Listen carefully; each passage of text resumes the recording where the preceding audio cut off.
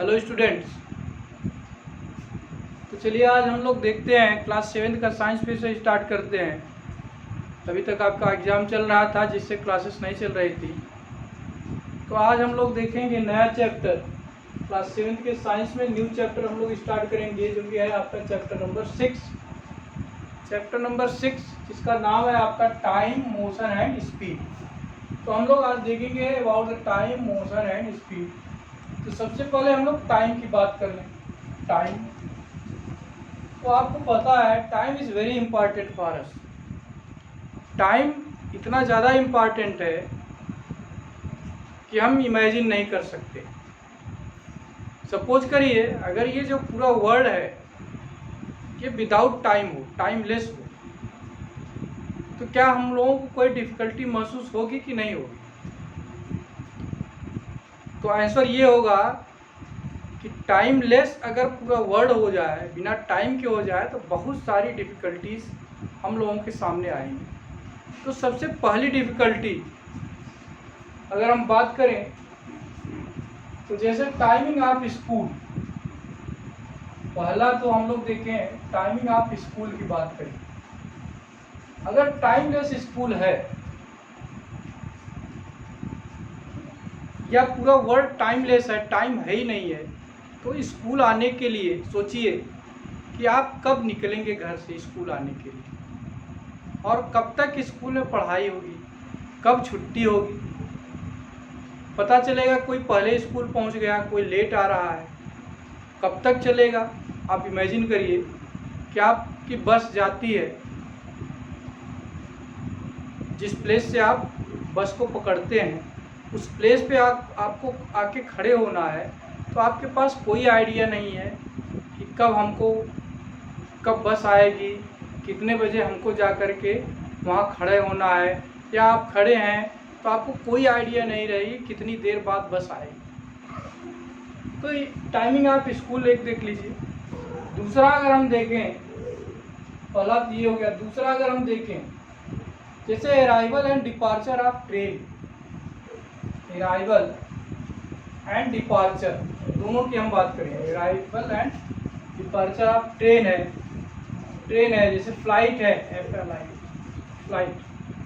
जैसे किसी को, आपको कहीं जाना है तो आपको ट्रेन पकड़ना है, और यहाँ कोई टाइम ही नहीं है, किसी के पास कोई टाइम नहीं पता है कि ट्रेन कब आएगी, कब छूटेगी, या आपके पास कोई आइडिया ही नहीं है कि अभी कितना देर लगेगा ट्रेन को आने में, आप घर से कब निकलेंगे, स्टेशन पर कब जाएंगे।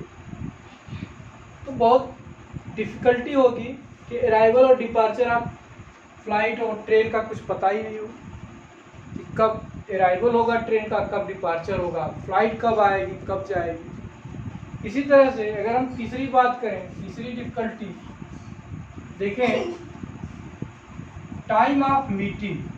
टाइम ऑफ मीटिंग, जैसे आपको अपने दोस्त से मिलना है, तो आप कैसे डिसाइड करेंगे कि दोनों लोग कब घर से चलेंगे और जिस स्थान पर मिलना है कब वहाँ पहुँचेंगे। ये एक बड़ी प्रॉब्लम होगी कि आप ये नहीं कर सकते कि हाँ हम इस समय यहाँ से निकलेंगे, टाइम ही नहीं है। आप कहेंगे हम आपसे मिलना चाहते हैं, तो मिलना चाहते हैं, कब मिलना चाहते हैं, आपके पास कोई टाइम नहीं। कब घर से निकलेंगे, कब पहुँचेंगे, आपका फ्रेंड कब निकलेगा, तो ये भी समस्या। इसी तरह से अगर हम चौथी प्रॉब्लम की बात करें, इस तरह से बहुत सारे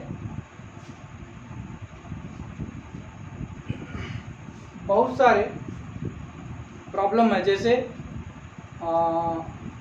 अपने स्कूल में ही देख लीजिए, समर वैकेशन की बात करें। समर वैकेशन, तो हमारे पास कोई आइडिया नहीं होगा कि समर वैकेशन कब होगा, कब स्कूल बंद होगा, कब खुलेगा। समर वैकेशन का भी हमारे पास कोई आइडिया नहीं होगा। इसलिए टाइम क्या है, it is very important. Time क्या है, बहुत ही ज़्यादा इम्पॉर्टेंट है। तो हम लोग इसमें पढ़ेंगे about the measurement of time. चलिए हम लोग देखते हैं मेजरमेंट ऑफ टाइम के बारे में। मेजरिंग टाइम, कैसे टाइम को मेजर किया जाए, मेजरिंग टाइम। तो तो अभी तक आप लोगों ने मेजरमेंट ऑफ लेंथ, मास, ये सब पढ़ा हुआ है। मास का मेजरमेंट करने के लिए हमको क्या चाहिए, एक यूनिट चाहिए। लेंथ का मेजरमेंट करने के लिए हमने क्या बनाया, एक यूनिट बनाया है, क्योंकि बिना यूनिट बनाए हम किसी चीज़ का मेजरमेंट नहीं कर सकते।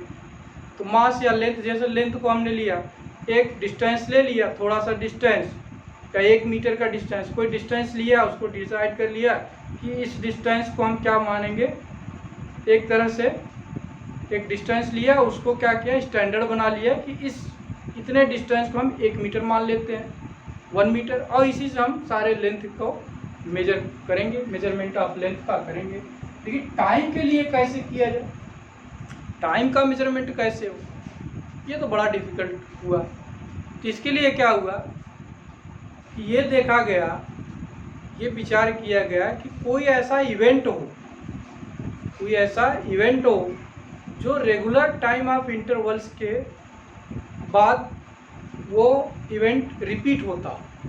तो ऐसे इवेंट को लेकर के हम उस टाइम ऑफ पीरियड को क्या बनाए, यूनिट बना लें। तो जैसे अगर हम बात करें barking of dog, barking of dog means कोई डॉग है वो बार्क करता है, भौंकता है, एक बार जब भौंकेगा फिर दूसरी बार भौंकेगा, बार्क करेगा। तो एक निश्चित समय अंतराल के बाद, मान लीजिए कुछ देर के बाद वो बार्किंग करना स्टार्ट करता है। अगर उसको हम एक इवेंट माने तो ये क्या होगा, ऐसा तो है नहीं कि वो निश्चित टाइम के बाद ही बार्किंग करेगा, तो वो तो गलत हो जाएगा। तो कुछ नेचुरल फिनोमेना जो कि नेचर में पाया जाता है, नेचुरल फिनोमेना को क्या किया गया, देखा गया कि जो नेचुरल फिनोमेना है, जैसे rising of sun, rising of sun आप जानते हैं एक निश्चित समय अंतराल के बाद जो हमारा सन है वो राइज करता है। राइजिंग ऑफ सन क्या है, एक निश्चित, एक फिक्स्ड इंटरवल ऑफ टाइम के बाद क्या होगा, ये सन राइजिंग होती है। तो सन राइजिंग का जो इंटरवल ऑफ टाइम है, टाइम का जो इंटरवल है, उससे क्या डिसाइड किया गया, डे को डिसाइड कर लिया गया। इसी तरह से waxing, waxing and whining, whining of moon, इससे क्या डिसाइड कर लिया गया, इससे मंथ को डिसाइड कर लिया गया, इससे मंथ को डिसाइड कर लिया। राइजिंग ऑफ सन के आधार पर डे को डिसाइड कर लिया गया। Waxing and waning of moon के को बेस बना करके मंथ को डिसाइड कर लिया गया। और इसी तरह से जो हमारे एंशिएंट लोग थे, ईयर का डिसाइड कैसे किया, ईयर को डिसाइड करने के लिए उन्होंने क्या किया, ये जो सीजन होता है, सीजन, सीजन को आधार बना करके जो सीजन का रिपीटिशन होता है, वन सीजन कोई स्टार्ट हुआ और वो फिर से जब दूसरी बार स्टार्ट हुआ, उसी को क्या बना लिया, वन ईयर बना लिया, एक ईयर बना दिया। तो इस तरह से जो सीजन है, या हम लिख सकते हैं cycle off season, cycle off season, cycle off season से ईयर को डिसाइड कर लिया, वन ईयर को। ये तो इजी हो गया कि डे का डिसाइड कर लिया गया on the basis of rising of sun. Waxing and waning of moon के आधार पर मंथ को डिसाइड कर लिया गया। उसके साथ साथ साइकिल ऑफ सीजन के आधार पर क्या किया, ईयर को डिसाइड कर लिया गया। लेकिन समस्या ये हुई कि अगर वन डे में, वन डे से छोटा कोई टाइम ऑफ इंटरवल अगर डिसाइड करना हो तो उसको कैसे किया जाए। तो उसको डिसाइड करने के लिए कुछ ऑपरेटर्स बनाया गया, जैसे आपका है सन डायर्स, जैसे आपका है सन डायर्स, सन डायर्स, इसको बनाया गया टू मेजर, इसके लिए to measure the interval of time, the interval of time shorter than day, shorter than day means एक डे, वन डे से अगर कोई शॉर्टर टाइम ऑफ इंटरवल है उसको कैसे मेजर किया जाए, उसके लिए क्या किया गया, सन डायल बना गया। तो सन डायल क्या होता है? सन डायल एक, इसको आप बना सकते हैं, एक ऐसे सर्कुलर प्लेट लेना है, एक सर्कुलर प्लेट ले लेना है कार्डबोर्ड का, ये आप कार्डबोर्ड का एक सर्कुलर प्लेट ले लीजिए और इसमें आपको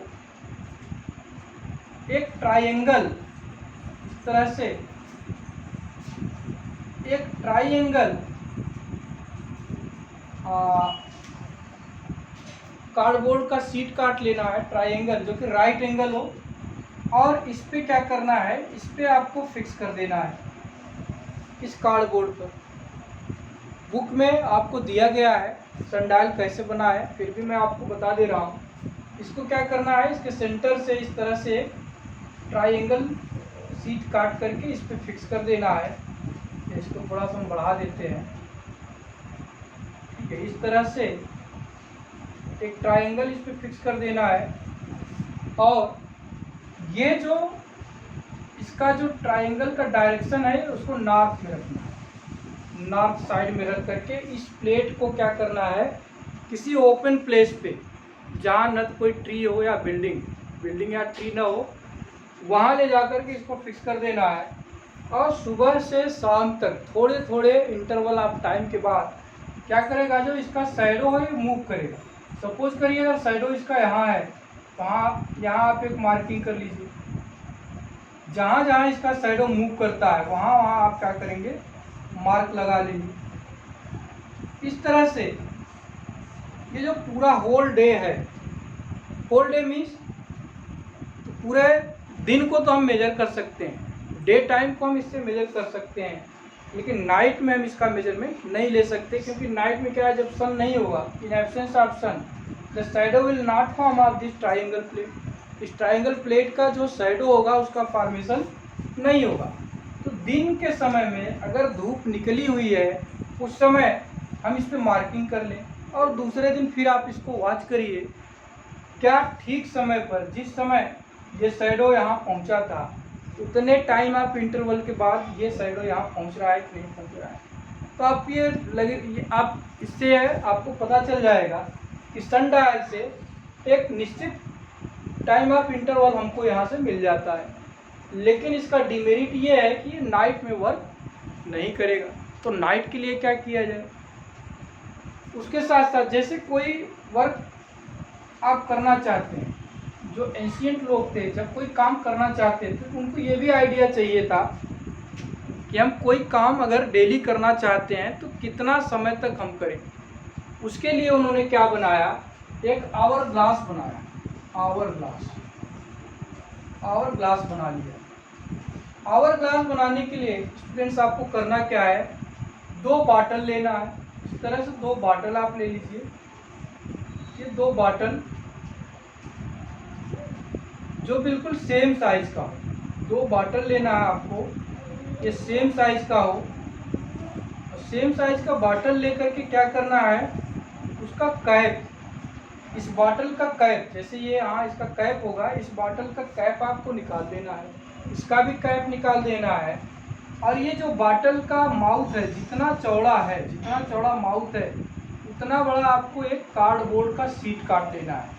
शीट काटने के बाद यहाँ आपको एक होल कर देना है, जैसे ये है इसके बीच में एक होल कर देना है। इसको क्या करना है, इन दोनों बाटल के माउथ पर ले जाकर ऐसे फिट कर देना है। ये आप ऐसे फिट कर दीजिए। ये कार्डबोर्ड की वो सर्कुलर शीट है जो इन दोनों बाटल के दोनों माउथ के बीच में आपको फिट कर देना है। यहाँ आपका होल है ही है। इसके बाद क्या करना है, इसको एक टेप लगा करके टेप से इसको पूरी तरह से आपको पैक कर देना है। ठीक है, पैक करने से पहले आप क्या करेंगे, सपोज करिए इसमें आपको सैंड लेना है, नीचे वाले तो इसमें क्या लेना है आपको, ये सैंड ले लिया हमने। पहले सैंड फिल किया, सैंड फिल करने के बाद दूसरा बाटल इन्वर्टेड पोजीशन पे ला करके ये सीट दोनों के माउथ के बीच में फिट कर देना है। फिट करने के बाद एक टेप लगा देना है। ये आपका ये सैंड या आवर ग्लास, ये आपका आवर ग्लास तैयार हो गया। आवर ग्लास अब करना क्या है, इसको क्या करिए आप उल्टा कर दीजिए। मीन्स ये जो खाली बॉटल है नीचे और जिसमें सैंड है ऊपर, तो ये इस कंडीशन में आ जाएगा। ये बॉटल सपोज के लिए ऊपर वाला हमने नीचे कर दिया।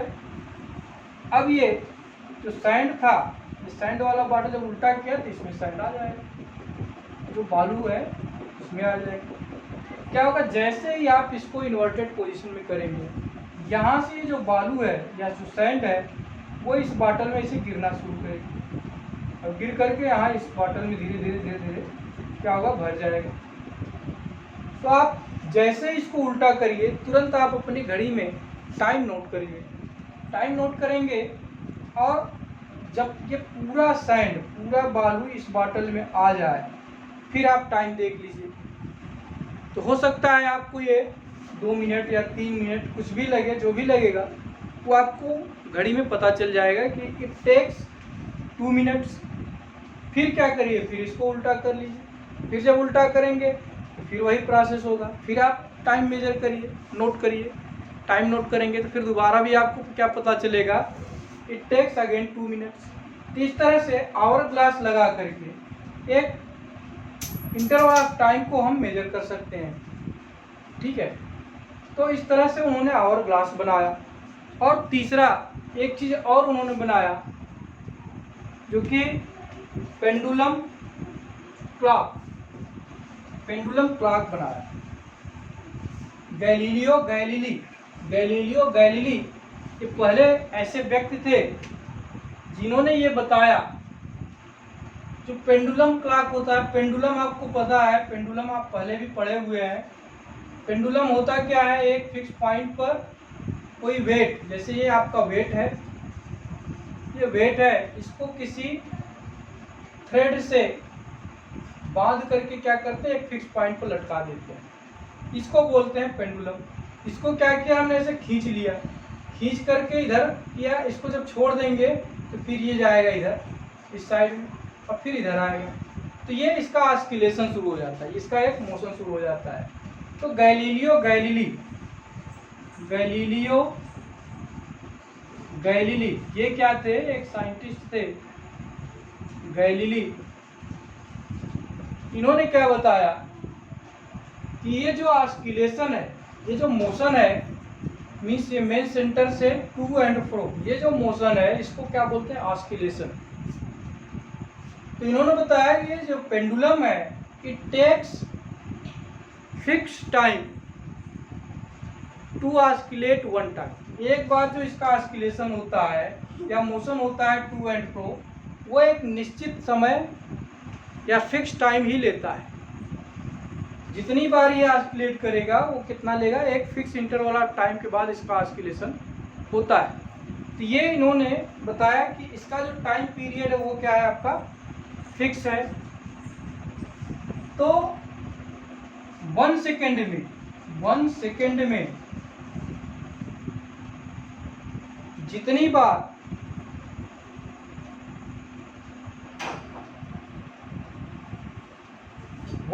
में जितनी बार ये पेंडुलम क्या करेगा, मूव करेगा, उसको हम बोलते हैं फ्रीक्वेंसी। इसको क्या बोलते हैं, फ्रीक्वेंसी।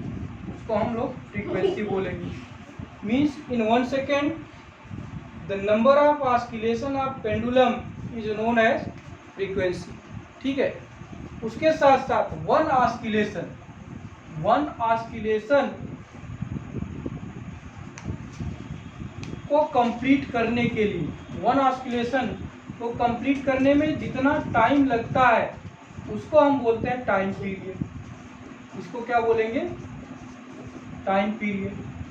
मीन्स ये पेंडुलम वन ऑस्किलेशन कंप्लीट करने में जितना टाइम लेगा उसको टाइम पीरियड बोलते हैं। और 1 सेकेंड में जितनी बार ये ऑस्किलेशन करेगा, जितनी बार टू एंड फ्रो मूव करेगा, उसको क्या बोलते हैं, फ्रीक्वेंसी। ये फ्रीक्वेंसी इज इक्वल टू हम लिख सकते हैं, frequency is equal to 1 by time period. ठीक है, that is T. 1 upon time period is equal to frequency. तो इस तरह से पेंडुलम भी क्या बताता है, it gives the fixed interval of time और इसी को यूज करके पेंडुलम वॉच भी बनाया गया है। Pendulum clock, not watch, clock mean जो दीवार घड़ी होती है आप देखते हैं उसमें एक पेंडुलम ऐसे नीचे हैंग करता रहता है और वो ऑस्किलेट करता है। वो ऑस्किलेट जब करता है उसी से वो वॉच चलती है। तो आपको करना क्या है, इस एक्टिविटी को करना है। आपको करना ये है कि आप पेंडुलम बनाएंगे, और जो पेंडुलम बनाएंगे आप उसके लेंथ को भी आप क्या करेंगे, चेंज करेंगे। एक पेंडुलम बना लीजिए, सपोज करिए उसकी लेंथ इतनी है, एक और पेंडुलम या 2-3 पेंडुलम आप बनाइए, कोई भी हैवी वेट एक थ्रेड से बांध करके, एक इस तरह से ले लिए, उसका थोड़ा सा जो थ्रेड हो उसका लंबा हो, ठीक है। या इसी को आप पहले छोटे से धागे में बांधिए और इसका ऑस्किलेशन या फ्रीक्वेंसी को नोट करिए, ठीक है, कि 1 सेकेंड में कितनी बार ऑस्किलेट कर रहा है। या जैसे आप 2 मिनट्स तक देखिए कि कितनी बार ऑस्किलेट कर रहा है, और इसके बाद जितनी बार ऑस्किलेट कर रहा है उसको 2 मिनट्स क्या है, मिनट को सेकंड में कन्वर्ट करिए और सेकंड से उसको डिवाइड कर दीजिए। 1 सेकंड में ये कितना ऑस्किलेशन हो रहा है वो आपको पता चल जाएगा। इसके बाद क्या करिए, इसका थ्रेड और बड़ा ले लीजिए और यही जो आपने वेट यहाँ लिया था उसी वेट को एक लंबे धागे से बांध दीजिए और फिर आप ऑस्किलेशन नोट करिए। इसे तीसरी बार अगर आप चाहें तो और छोटा कर लीजिए, छोटा करके यही आप इसी एक्टिविटी को फिर रिपीट करिए और जो आपका मेजरमेंट आता है उसको आप नोट करिए। ये बेटा ये आप लोगों के लिए एक्टिविटी है, इस एक्टिविटी को ज़रूर करिएगा। तो आज के लिए बस इतना ही, आगे हम लोग देखेंगे नेक्स्ट टॉपिक इस चैप्टर का। Thank you to all.